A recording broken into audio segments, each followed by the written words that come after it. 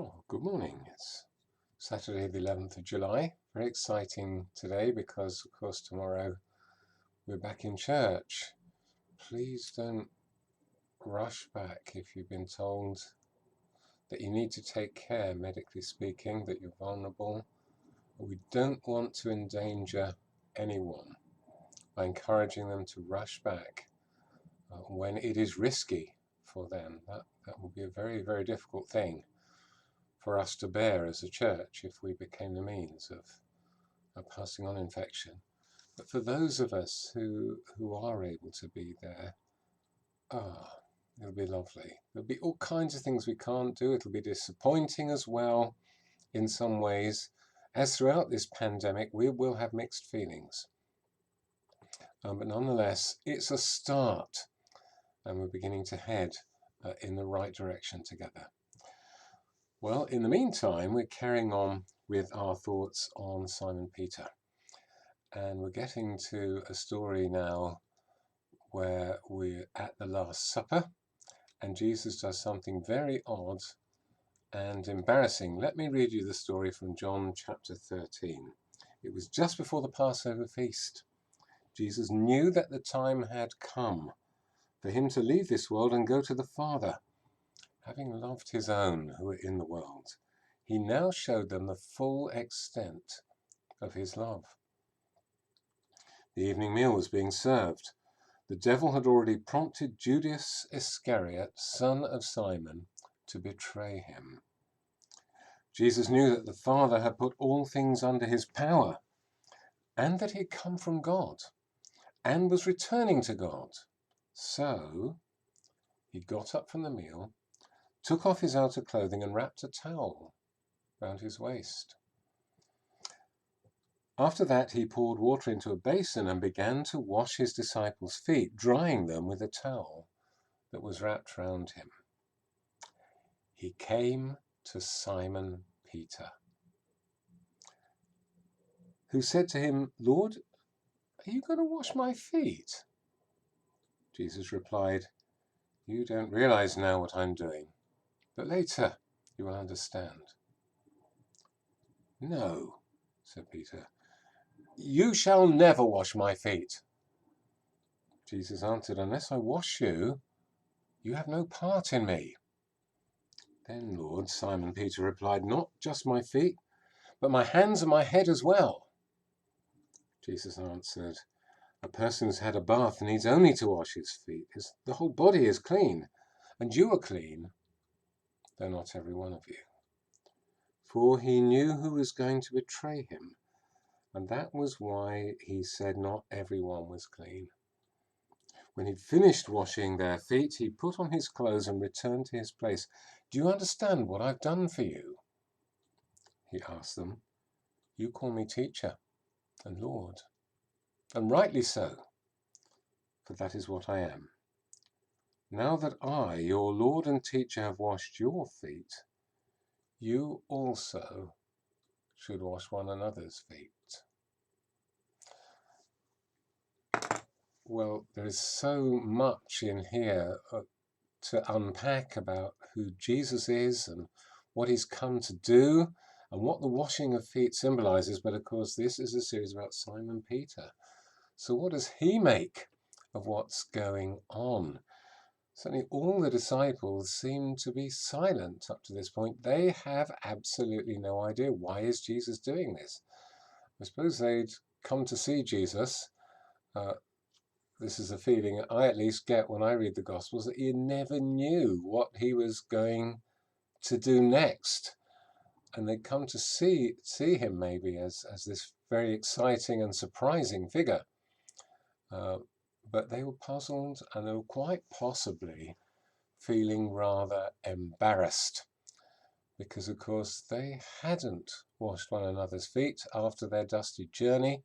Apparently it was a normal courtesy to have someone a servant usually, come and wash the feet of the guests at a meal. And none of the disciples had done this.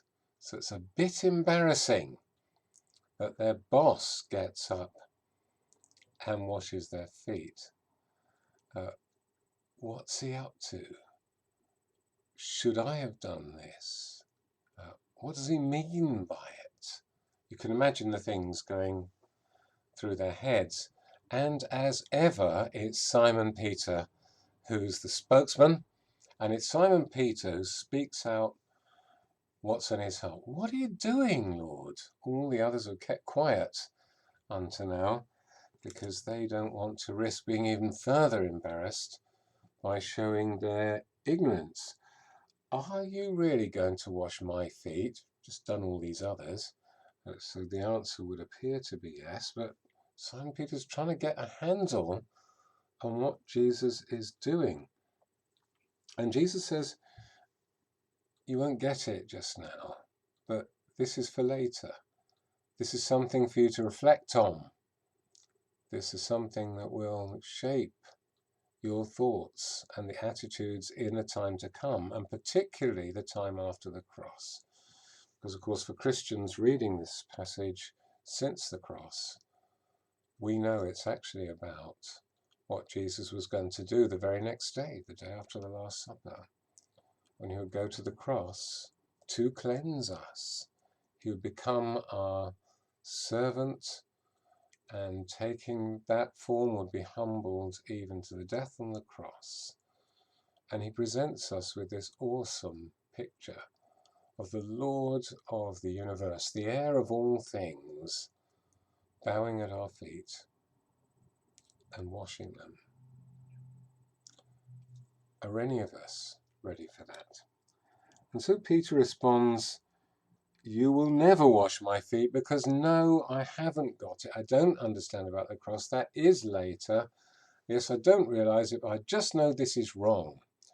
I should be washing your feet, not you washing my feet. And I think Peter's putting his finger on something that motivates an awful lot of people, including Christians in church.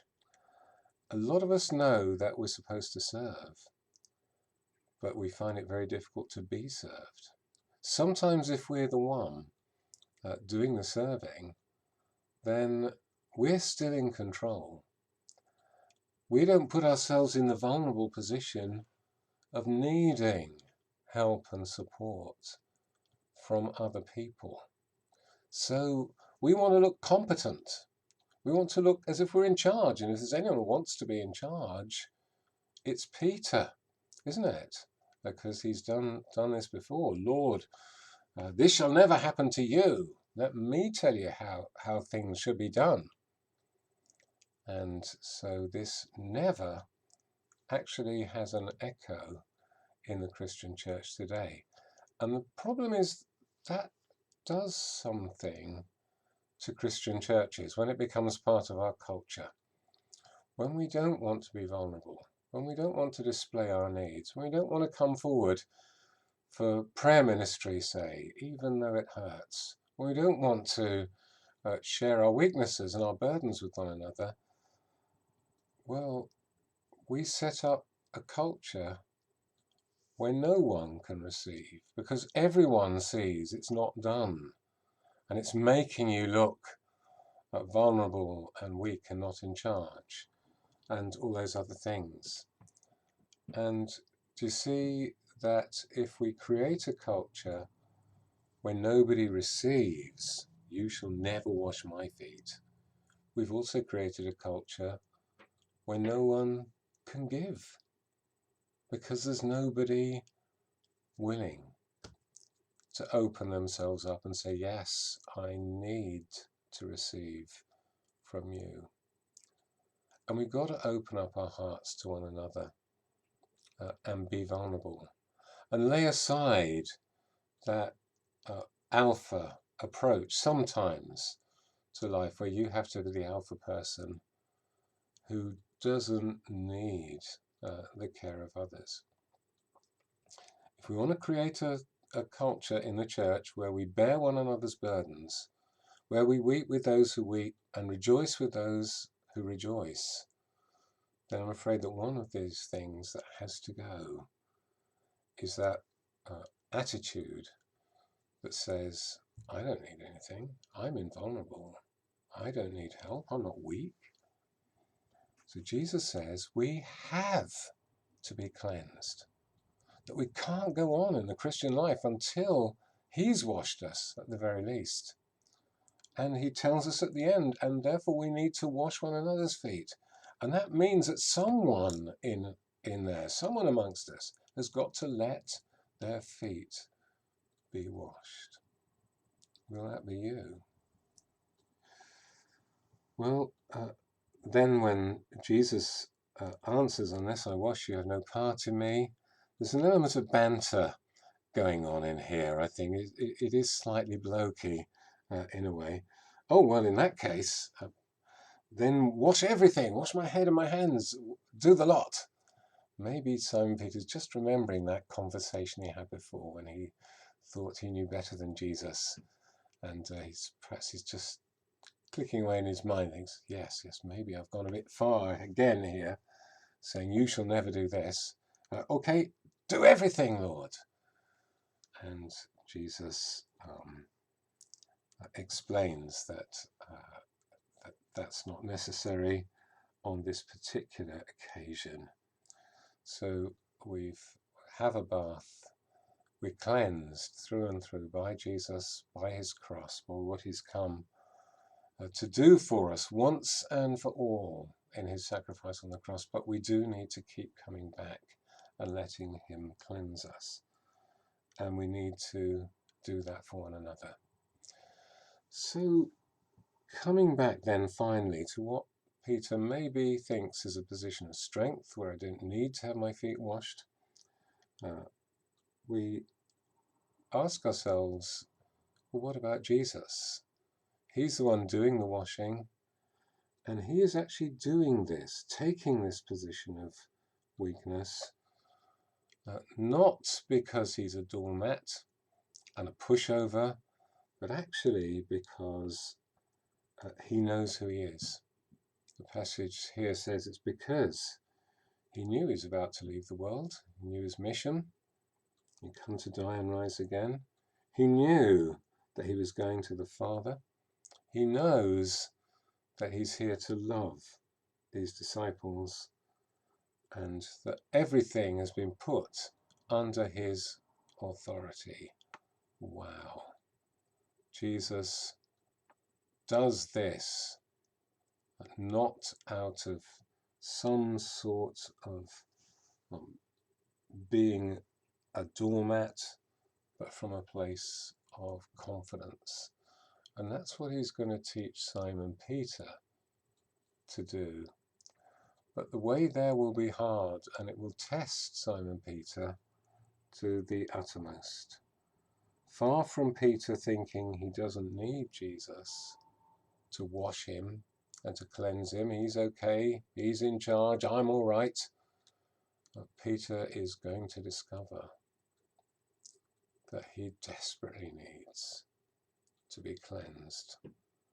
Sometimes on our journey, God takes us through hard, difficult times, times that come so close to breaking us. And why does he do this? There's a famous saint, Saint Teresa of Avila, who went through some really difficult struggles in her life, and she said, Lord, why do you put your children through this? And the Lord said, this is what happens to all my friends. Then, said Saint Teresa, it's hardly surprising you got so few of them. It's tough, but God is working out his purposes, bringing us to a place of self-realization and a new vulnerability and openness, which are part of who we are as the disciples and followers of Jesus. Shall we bow our heads in prayer?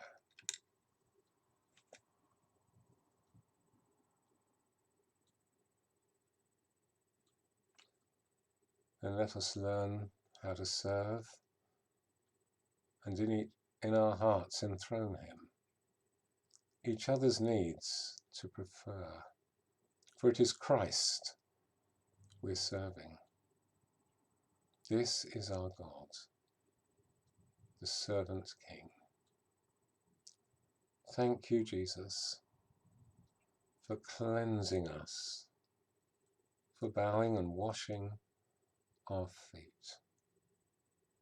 Help us, Lord, to be open to you and to one another. In Jesus' name, amen. Bye for now. God bless you and see you soon.